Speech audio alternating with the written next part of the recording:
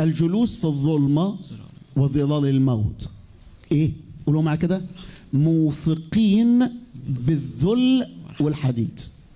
يعني وصل ان هم خلاص تاهوا، لما تاهوا اعيوا، لما اعيوا الموضوع صعب جدا. في مجموعه بترجع اللي صرخت للرب، لكن في مجموعه ما صرختش، فالما صرخوش دول دخلوا في المرحله الثانيه. المرحله الثانيه اللي هي ايه بقى؟ جلسوا في الظلمه خلاص، ولما جلسوا في الظلمه وظلال الموت، يعني وصل فيهم حكم الموت وحياه الموت. فبيقول كده ايه اللي حصل ليهم؟ اتوثقوا، يعني ايه؟ اتربطوا، اتكلبشوا وبسلاسل وبحديد. النتيجه وصل للذل. معايا كده؟ موثقين، معلش ارجعها تاني: موثقين بالذل والحديد. العدد اللي بعده ليه؟ ايه السبب؟ لانهم عصوا كلام الله. الحاجه الثانيه: واهانوا مشوره العلي. لانهم عصوا كلام الله واهانوا مشوره العلي. النتيجه الرب مش بيهزر.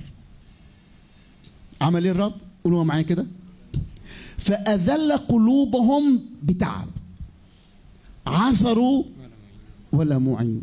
الرب في وقت معين لما تقرر انك انت ما ترجعش، تتوه وما ترجعش، تبعد وتكمل وتعيا مش تعيا بكلمه تعيا، يعني تعيا وبعد كده هو برضو ما عندكش تصرخ، فتدخل في المرحله الثانيه. المرحله الثانيه اصعب بكتير. هتجلس، هتعيش، هترضى، هتتبسط، وهتلاقي مش تتبسط يعني، بس هتكون موجود جالس عايش في الظلمه وظلال الموت. هتكون موثوق في الحديد. ليه؟ لان عصوا كلام الله، اهانوا المشوره. الرب يكلمهم مره واثنين وثلاثه ويشورهم: قوم، اقف، مش عارف ايه، اسمع، عايز اسمع صوره، اسمعيني صوتك، وانا مكمل برضو. النتيجه موثقين بالحديد، لكن اذل قلوبهم بتعب، عثروا وما فيش معين. بس حصلت حاجه مهمه جدا. اقرا العدد اللي بعده، قولها معايا كده: لما ضغطوا عليهم قوي وتعب قوي ثم صرخوا الى الرب. برضه بس ديكم دي غير ديكم الثاني. ارجعوا لك اللي بيدرس فيكم اللغه، الاصل اللغه الضيقه دي غير الضيقه دي. الثانيه ضيق، لكن دي حاجه اصعب من الضيق يعني. فيقول في ضيقهم فعمل ايه؟ فخلصهم من شدائدهم. ده مفتاح. بصوا، المفتاح النهارده واحنا بنصلي في الاجتماع اني اصرخ. فخلصهم من شدائدهم. يلا كده نشوف النقله بقى. النقله عمل ايه؟ يلا قولوا معايا: هم جلسوا فين؟ في الظلمه. عمل ايه؟ هم بس صرخوا.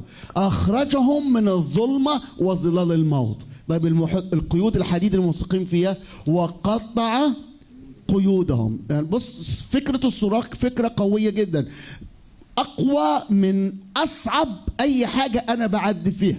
عشان كده يقول كده هو. يلا ماشي، ارجع العدد اللي قبليه مرة تاني. يقول كده: وأخرجهم من الظلمة وظلال الموت وقطع قيودهم. النتيجة عملوا إيه بقى؟ قولوا معايا يلا صوت عالي: فليحمدوا الرب على رحمته وعلى عجائبه لبني آدم. ليه طيب يحمدوا الرب؟ قولوا معايا كده: لأنه كسر مصاريع النحاس وقطع عوارض الحديد. الأمر الصعب اللي أنا سبب فيه والذلة والمذلة اللي أنا وصلت ليها، الرب النهاردة بيقول لك وأنا بسمع صراخك. على فكرة كلمة واحدة بس عملوها: صرخوا للرب. كلمة واحدة بس الرب عمل أمور عظيمة جدا جدا جدا. يقول الكتاب الكلمة: فاحمدوا الرب على رحمته وعجائبه لبني آدم.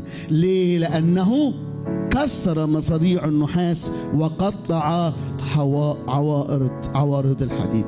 عايز أقولها لك كلمة النهاردة: هتحاول تحمد الرب ولسه في حديد، مش هتقدر. بس النهارده مهما كانت الحاله اللي انت فيها، وانا ببص على الحته دي الاولى قلتها تيهان واعياء، بس الكلمه الثانيه حسيتها بعد، والبعد بيجيب عناء ويجيب قيود وتعب صعب.